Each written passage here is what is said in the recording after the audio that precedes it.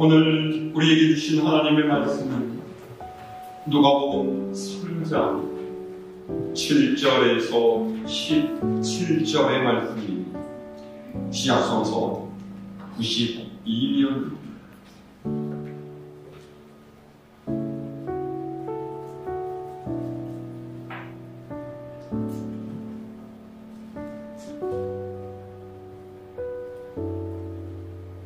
공독하겠습니다.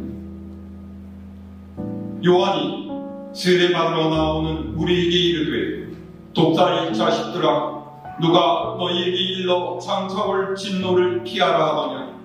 그러므로 회개에 합당한 열매를 맺고 속으로 아브라함이 우리 조상이라 말하지 말라. 내가 너희에게 이르노니 하나님이 능히 이 돌들로도 아브라함의 자손이 되게 하시리라. 이미 도끼가 나무 뿌리에 놓였으니 좋은 열매 맺지 아니하는 나무마다 지켜 불에 던져지리라.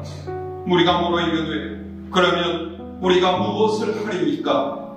대답하여 이르되 옷 두 벌 있는 자는 옷 없는 자에게 나눠줄 것이요 먹을 것이 있는 자도 그렇게 할 것이니라 하고, 세리들도 세례를 받고자 하여 와서 이르되 선생이여 우리는 무엇을 하리이까 하며 이르되 부가 된 것 외에는 거두지 말라 하고, 군인들도 물어 이르되 우리는 무엇을 하리이까 하며 이르되 사람에게서 강탈하지 말며 거짓으로 고발하지 말고 받는 금류를 족한 줄로 알라 하니라. 백성들이 바라고 기다리므로 모든 사람들이 요한을 꼭 그리스도신가 심중에 생각하니, 요한이 모든 사람에게 대답하여 이르되 나는 물로 너희에게 세례를 베풀거니와 나보다 능력이 많으시니가 오시나니 나는 그의 신발끈을 풀기도 감당하지 못하겠노라. 그는 성령과 불로 너희에게 세례를 베푸실 것이요 손에 키를 들고 자기의 타작마당을 정하게 하사 알목은 모아 옷간에 들이고 죽정이는 꺼지지 않는 불에 태우시리라. 아멘.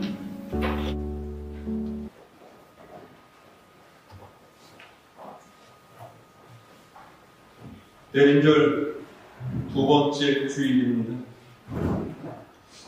며칠 전부터는 날씨도 좀 추워졌고요.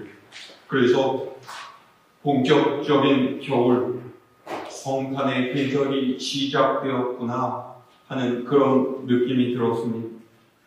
때마다 계속 말씀을 드리지만 대림절은 성탄, 곧 주님의 오심을 기다리는 절기입니다. 중요한 것은 우리가 무엇 때문에 주님을 기다리고 또 어떻게 기다리느냐 하는 것입니다. 나이 드신 우리 장로님, 권사님들은 아실 것도 같은데 예전에 1960, 70년대에 활동했던 가수 중에서 펄 시스터즈라고 하는 그룹이 있었습니다. 아셔요? 이 그룹 히트곡 중에 커피 한 잔이라고 하는 노래가 있어요. 아셔요? 네.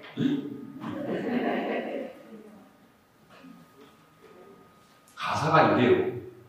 모르시는 분 잘 들어보십시오. 커피 한 잔을 시켜놓고 그대 올 때를 기다려봐도 웬일인지 오지를 않아 내 속을 태우는 거예요. 8분이 지나 9분이 오네. 1분만 지나면 나는 가요. 난 정말 그대를 사랑해 내 속을 태우는 거예요. 아 그대여 왜 안 오시나. 아 사람아 오 기다려요. 불덩이 같은 이 가슴 역차 한 잔을 시켜봐도 웬일인지 오지를 않아 내 속을 태우는 거예요. 옛날에 빅히트를 했던 노래라는 지금 감성으로 보자면 가사가 정말 괴상합니다. 커피 한 잔 시켜놓고 사랑하는 이를 기다리는데 이 사람이 원래 변덕스러운 성격인지 8분, 9분 시간을 딱 재놓다가 10분이 지나가면 나 가겠다고 해요. 또 그 다음에는 난 정말 그대를 사랑한다고 합니다. 커피를 시킨 게 10분 전인데 이 당시에도 아이스 커피가 있었는지는 모르겠어요. 그런데 그 뜨거운 커피를 훌쩍 다 마신 후에 내 가슴이 불덩이 같다는 거죠. 뜨거운 걸 홀랑 다 마셨으니까 불덩이 같지. 그래서 또 물 한 잔을 갖다 달라고 했다는 거예요. 아니 10분 지나면 간다면서 언제 가려고 또 물을 달라고. 웃으시라고 하니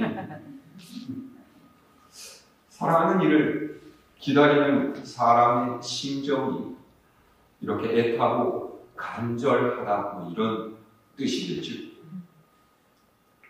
대림절이 되면은 항상 기억나는 성경의 인물은 세례 요한입니다. 우리가 이미 아는 것처럼 세례 요한은 예수님이 오시는 길을 준비하는 이유죠. 요한이 그의 활동을 시작했을 때 이스라엘 백성은 굉장히 곤고한 삶의 현실 가운데 허덕이고 있었습니다. 그게는 그들을 지배하고 있던 로마 제국의 압박 아래에서 식민지 백성의 삶을 살고 있었고 외식하는 종교 지도자들의 횡포에 시달리면서 무거운 율법 아래에서 신음하고 있었죠. 세례 요한은 바로 이런 때에 나타나서 너희는 주의 오실 길을 예비하라 백성들을 향해 외쳤습니다. 특히 세례 요한은 이스라엘 향해서 회개의 메시지를 전해줘. 내 이익을 추구하기 위해서 이웃을 억누르고 내 삶의 편안함만을 누리면서 다른 이의 아픔을 외면하는 이기적인 삶에서 벗어나야 한다. 하나님을 향해서 너희의 몸을 돌려 세워라 라고 했죠. 말뿐인 믿음, 율법주의적인 행동을 떠나서 진실한 사랑과 섬김으로 살아갈 때 그때 하나님께서 주시는 은총을 받고 하나님의 구원을 얻게 될 것이다 전했던 것. 자, 이런 요지다 보니까 세례 요한이 전한 메시지는 부드럽거나 달콤하지 않습니다. 굉장히 씁쓸하고 듣는 이에 따라서는 매우 불편하고 성질 돋구는 말이기도 했습니다. 세례 요한이 뭐라고 했는가? 우리 함께 읽어볼까요? 오늘 말씀 7절에서 9절을 함께 읽습니다. 7절로 9절의 말씀입니다. 시작. 요한이 세례받으러 나오는 무리에게 이르되 독사의 자식들아 누가 너희에게 일러 장차 올 진노를 피하라 하더냐. 그러므로 회개에 합당한 열매를 맺고 속으로 아브라함이 우리 조상이라 말하지 말라. 내가 너희에게 이르노니 하나님이 능히 이 돌들로도 아브라함의 자손이 되게 하시리라. 이미 도끼가 나무 뿌리에 놓였으니 좋은 열매 맺지 아니하는 나무마다 지켜 불에 던져지리라. 아멘. 요한이 등장해서 던지는 첫 마디부터 압도적입니다. 독사의 자식들아 라는 표현을 보세요. 이 말은 이스라엘 사람들이 자신들은 믿음의 조상인 아브라함의 후손이라는 자부심을 갖고 있었기에 일부러 한 말입니다. 너희는 아브라함의 후손이 아니라 독사의 자식이다. 우리말로 하면 야이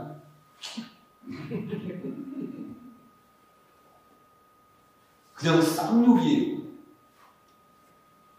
이렇게 외칠 때 세례 요한은 표정도 몸짓도 굉장히 성난 그런 모습이었을 것입니다.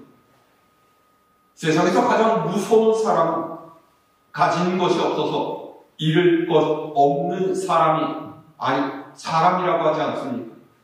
세례 요한이 바로 이런 사람이었죠. 다른 사람의 인기를 얻으려 했던 것도 아니었고, 누구에게도 아쉬운 소리, 아첨하는 말을 할 이유도 없었고, 그래서 거침없는 말과 표현으로 회개의 메시지를 쏟아냈던 거죠. 요한의 말을 듣는 사람들의 입장은 어땠을까요? 굉장히 당혹스럽지 않았겠습니까? 하나님의 선지자가 차마 입에 담기 힘든 쌍욕까지 하면서 회개를 외치는, 듣기 어떻겠어요? 요즘 같으면 있을 수도 없는 일이겠죠. 하나님의 말씀이라고 해도 요즘 그리스도인들은 여관에서 듣기 싫은 소리를 인내하고 있지 않습니다.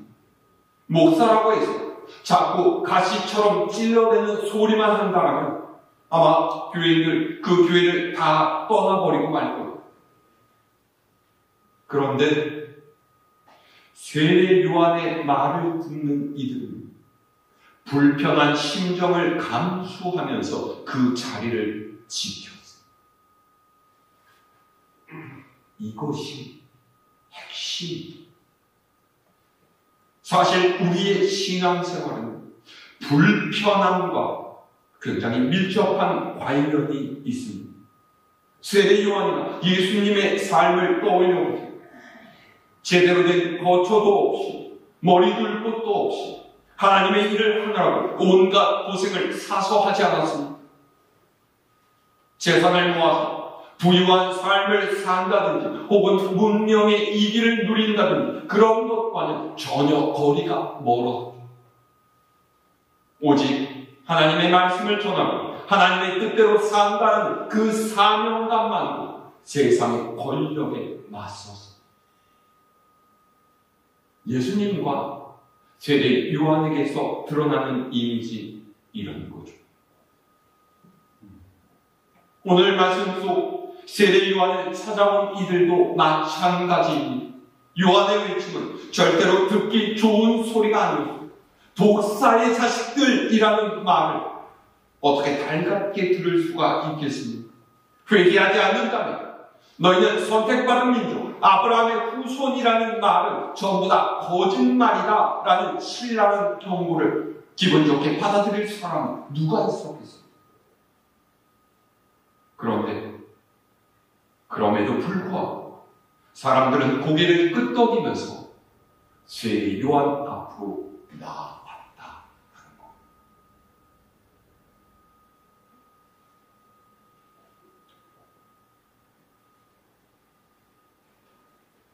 어떤 분이 그러시더라고요. 옳다는 것의 반대말은 틀림이나 나쁨이 아니라 쉽게 가려고 한다라는 것이고, 신앙의 반대말은 불신이 아니라 편리함이다. 공감이 가실까요? 의롭게 살기 위해서는 불편함을 자처해야 하는, 신앙 양심을 지키며 살기 위해서는 불편함을 벗삼아야 합니다. 하나님과 동행하는 사람이 어떻게 불의와 짝을 짓고 부당한 이익을 취할 수가 있겠습니까? 하나님을 마음에 모신 사람이 어떻게 권력 앞에 엎드리고 강자에게 빌붙어서 약한 자를 억압하는 비겁한 인생을 살아가겠습니까? 하나님의 백성이라면 마땅히 하나님의 뜻을 받들어서 이 땅에 하나님의 정의와 평등을 실천하는 일에 힘써야 합니다. 세상 끝나면 하나님께서 이 땅을 심판하실 줄 믿는다면 좁은 문으로 가기를 힘써야 합니다. 그런 삶을 추구하여 세상의 것이 아니라 하늘의 기쁨과 평화가 우리의 삶 속에 깃들게 될 줄 믿습니다. 미국 텍사스 크리스천 대학교 브라이트 신학대학원의 강남순 교수님이 비판적인 사고를 갖고 사는 것에 대해서 이야기를 하면서 이런 말을 했어요. 배움이란 대답을 찾는 것이 아니라 좋은 질문하기를 배우는 것이다. 무슨 말이냐면 우리는 가르침이라고 하는 것을 그저 무비판적으로 받아들인다라는 것이죠. 요즘 세계는 그래도 많이 달라졌지만 아직도 우리 사회에는 이런 면이 주류를 이루고 있습니다.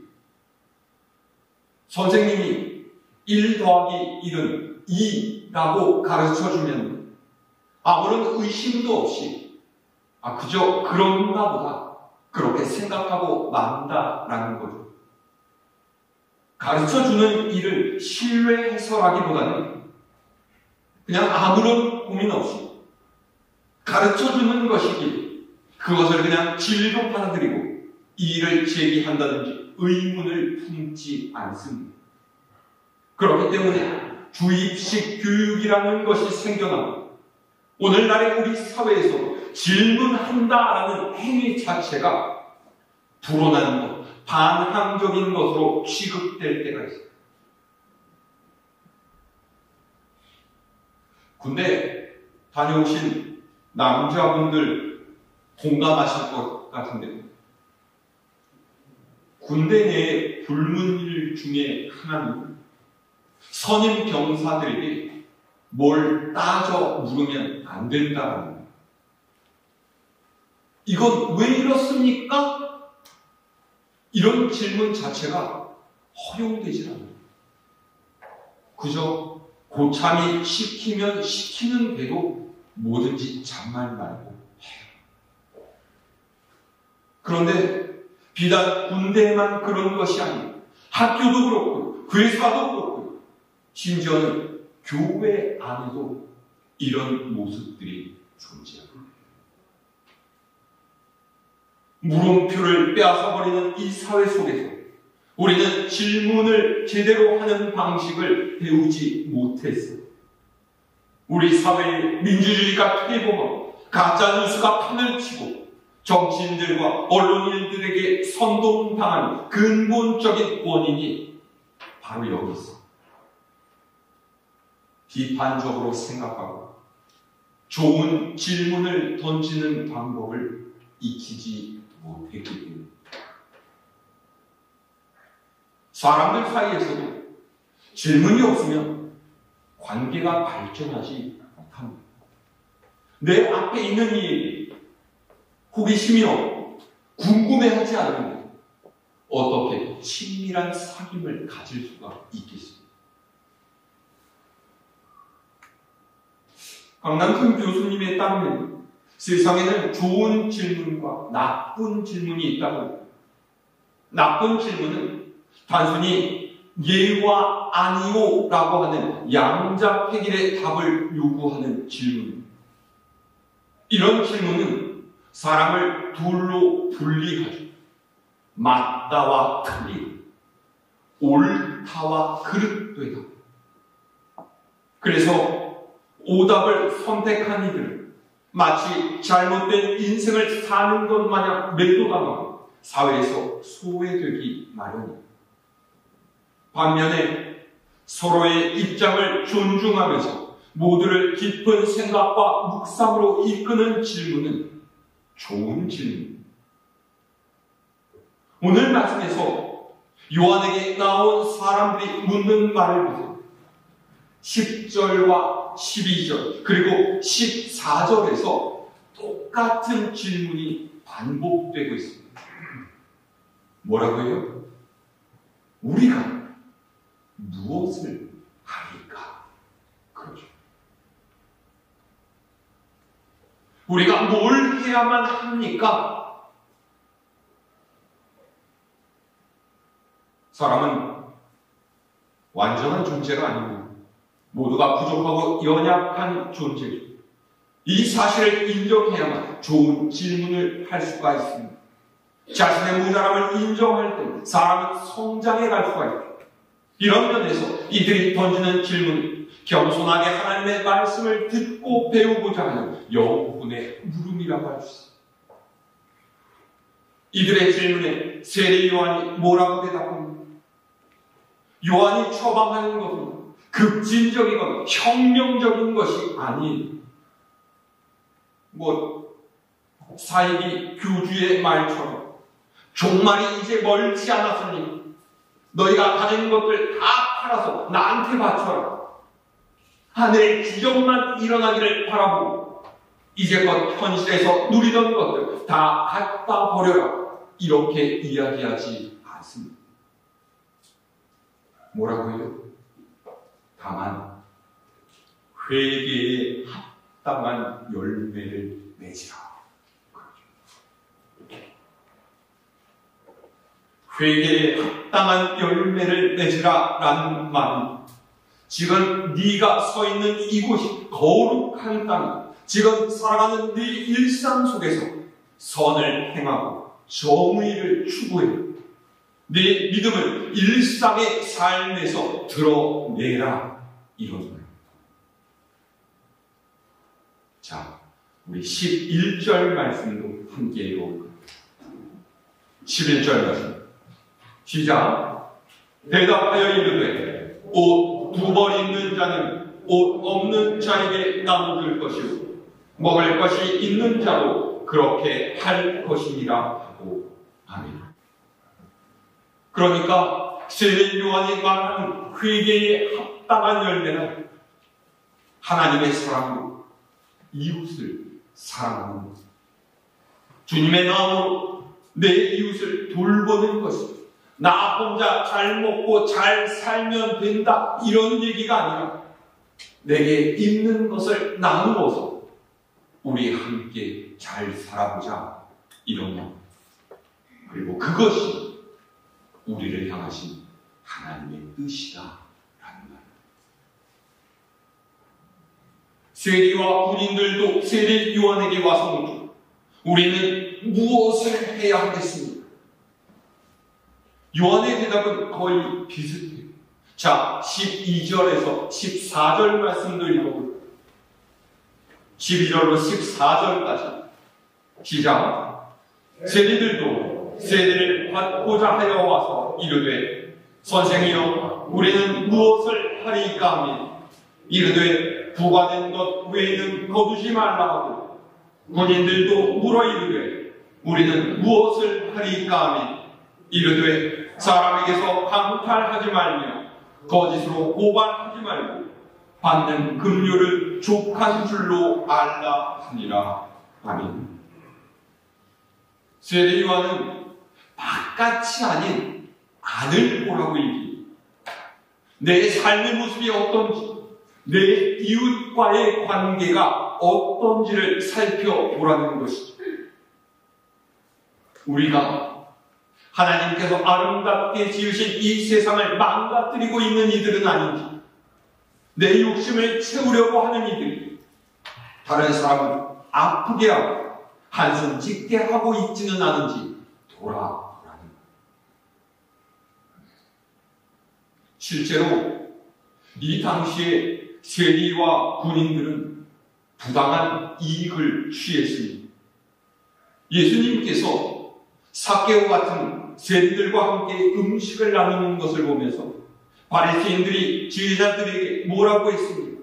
너희 선생은 세리와 죄인들과도 함께 잡수시느냐? 세리와 죄인은 한 묶음이라는 거예요. 이 경멸의 말이 뜻하는 것이 무엇이겠습니까? 이때의 세리는 이스라엘 백성들의 세금을 걷어서 로마에 갖다가 바치는 적국의 앞잡이였을 뿐만 아니라 정해진 금액 이상을 거둔 후에 그것을 착복함으로써 자기들의 배를 불렸습니다. 그래서 세리는 유대인들이 가장 싫어하고 증오하는 사람들이었죠. 군인들은 또 어떻습니까? 그들은 자신들이 참 칼을 믿고 살았습니다. 힘을 앞세워 보통 사람들을 억누르고 자기들이 원하는 욕심을 채웠던 거죠.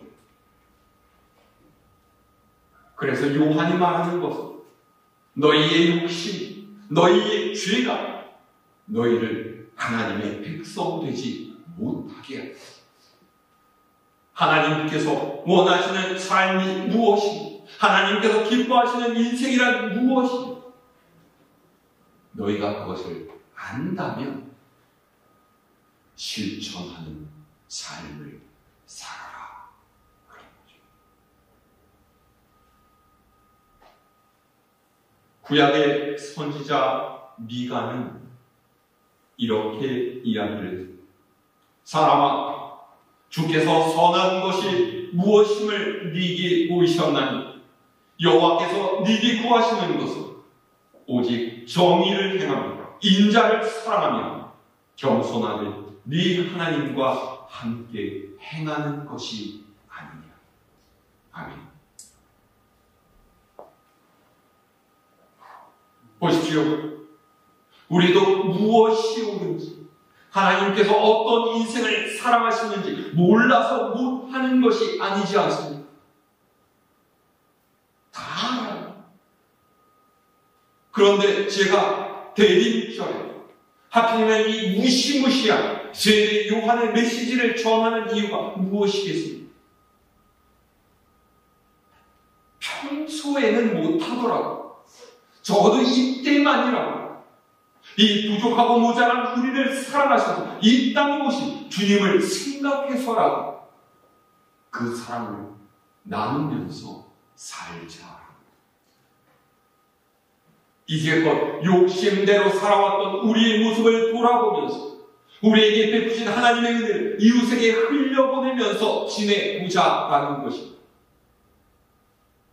세상의 사람들도 이 세모의 시기에 이웃 사랑을 이야기하면서 사는 것, 하물며 주님을 따른다라고 하는 우리가 더더욱 그렇게 해야 마땅하지 않겠습니까? 지난주에 제가 대림절 한때 우리가 그렇게 사는 것이 아니고 우리의 일상이 하나님과 이웃을 사랑하는 삶이어야 된다라고 말씀을 드렸어요. 물론 그렇게 살아가는 것이 그리스도인의 본분입니다. 마땅히 그렇게 살아야 합니다. 그런데 만약에 그것이라도 못한다면 적어도 우리 주님을 기다리는 마음, 이때만이라도, 이 시절만이라도 우리의 삶의 믿음이 드러나게 하자.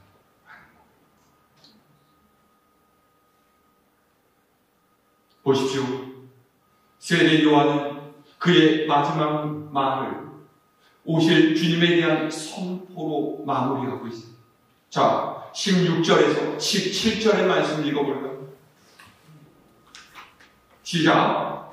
요한이 모든 사람에게 대답하여 이르되 나는 물로 너희에게 세례를 베풀거니와 나보다 능력이 많으신 이가 오시나니 나는 그의 신발끈을 풀기도 감당하지 못하겠노라. 그는 성령과 불로 너희에게 세례를 베푸실 것이요 손에 키를 들고 자기의 파장마당을 정하게 하사 알곡은 모아 곳간에 들고 죽정이는 꺼지지 않는 불에 태우시리라. 아멘. 세례 요한은 자신을 장차 오실 주님을 가리키는 표말에 불과하다라고 표현합니다. 자신은 물로 세례를 줄 뿐이지만 그분께서 오시면 성령과 불로 세례를 주실 것이고 알곡과 쭉정이를 가리면서 심판하실 것이다 라고. 이때의 사람들은 세례 요한의 말을 듣고 그 말을 두려움으로 받았을 것입니다. 아, 그래. 장차 내가 이 심판에서 멸망하지 않으면 내 삶을 바꿔야 하겠구나. 변화된 삶을 살아야 하겠구나. 두려움으로 순종했어요. 하지만 우리에게 있어서 주님의 심판은 두려움의 때가 아닙니다. 도리어 기쁨의 날이에요.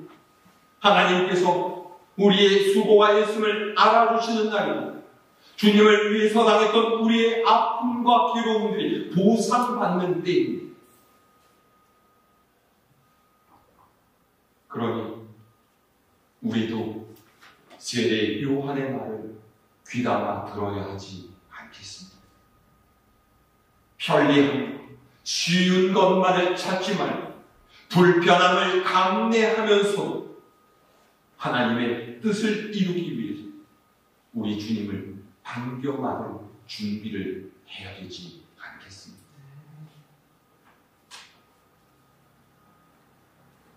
주님을 기다리는 대림절 두 번째 주일, 우리의 모습을 돌아보면서 회개에 합당한 열매를 맺어갈 수 있기를 바랍니다.